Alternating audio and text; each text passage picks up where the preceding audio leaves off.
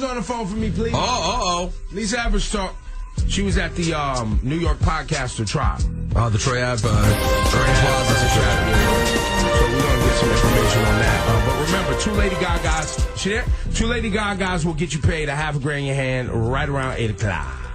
Hi, this is Lisa. Good morning. Lisa, why do you sound like you're on Fox 5 when we call you already? As soon as you pick up, you're like, this is Lisa Evers live. This is Lisa Evers, and I'm here. Like, Lisa, come on. You're going to say hello still. Because I already had 2 cups of coffee, and then the Lady Gaga thing got me fired up. And then the thing got me fired up. I'm like, I'll somebody over here. Wait, so Lisa Evers, you were at court yesterday in this New York hip-hop podcaster trial. Covering the alleged shooting and shooter, the person that has been charged in the Irving Plaza shooting.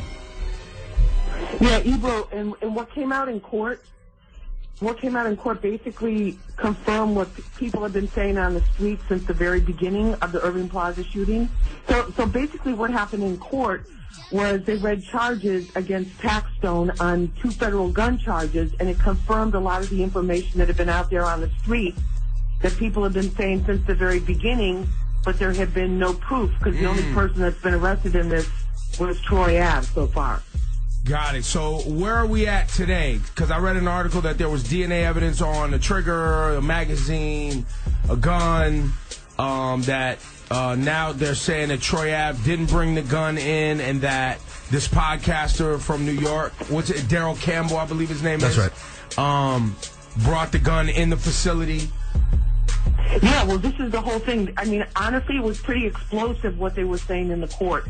The federal prosecutor is saying that Daryl Campbell, that people know as Taxstone, the hip-hop podcaster and media personality from Brooklyn, that this was his gun, that he brought it into Irving Plaza, that he not only brought the gun in there, but that he fired the gun and fired the shots, including the shot that killed Ronald McFadder, who people know as Banga, and rest in peace, Ronald, and condolences, as always, to the McFadder family, who we know very well from Push for Peace and Street Soldiers.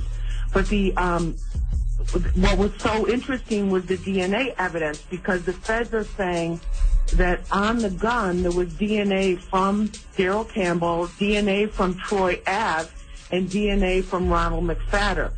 But when they analyze it, and they have like a super tight way of analyzing the DNA, they found DNA from Daryl Campbell on the trigger, on the hand grip, and on the magazine, especially the magazine. These are places that you couldn't randomly touch if you were grabbing the gun out of somebody's hand. So when did this case become a federal incident? That's another thing, because I read that U.S. Marshals picks up the New York hip-hop podcaster, man. And when did it become... Well, I think it became a federal case when they started to hit roadblocks in so many areas, because Troy Ave was arrested in state court, by the NYPD and the Manhattan DA. With Daryl Campbell, it became a federal case because the gun he allegedly used in the shooting, and he's not charged with murder or anything like that. He's just charged strictly now on possession of a gun as a convicted felon because he has 2 felonies. He's charged with interstate commerce of a gun because the gun, according to the feds, originally came from Florida. So the possession of a gun by a convicted felon is a felony, and it's a very tough charge to beat, but he has a really great lawyer, Ken Montgomery. And so I guess at this point he's out. Laura, you heard he's out. The podcaster is out on bail. Well, yeah, I read that he was out on bail right now and just on house arrest. Got it. Well, they gave him the bail. Let me just tell you what I found out just a little while ago. The judge granted him the bail package. I don't know if he's physically out, but there's another hearing this morning because the prosecutors do not want Daryl Campbell.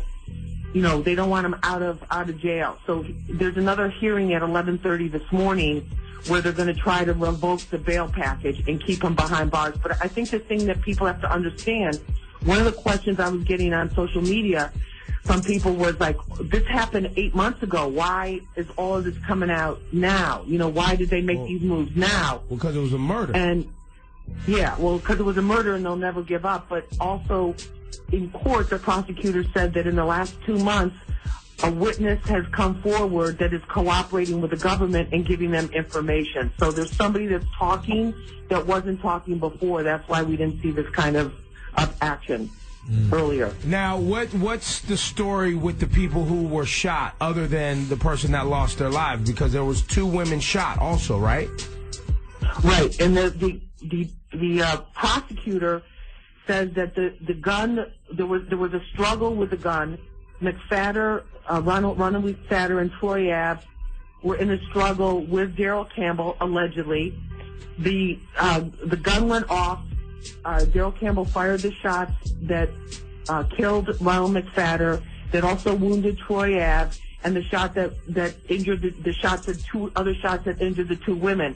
Then Troy Ave, allegedly, according to the prosecutor, picks up the gun. According to what the detective said in the court papers, Troy Ave then picks up the gun and runs out, and then he fires a shot. That's why Troy Ave was charged with weapons possession and also attempted murder. And then that gun, Daryl Campbell's gun, was allegedly found in the van along with the 2 other guns in the van that took Troy Ave to the hospital. That's what the prosecutors are saying. Got it. Lisa Evers from Fox 5, ladies and gentlemen. I think I must reiterate, the first time we covered this many months ago, I was very clear in giving everyone involved a big congratulations. Congratulations, you played yourself. Because these individuals involved in this are the people who always are talking about they're doing something for the culture.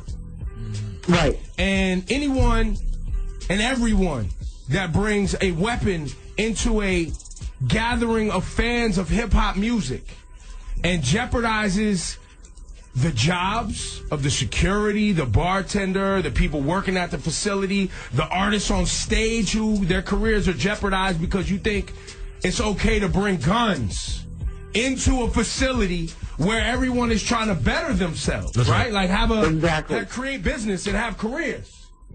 I give all of y'all that throw around this for the culture, because you're not talking about hip-hop culture.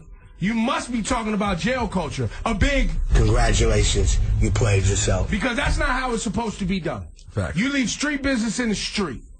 When you come to a venue to love hip-hop and love the music, you come there without your weapons. That's always been the rule.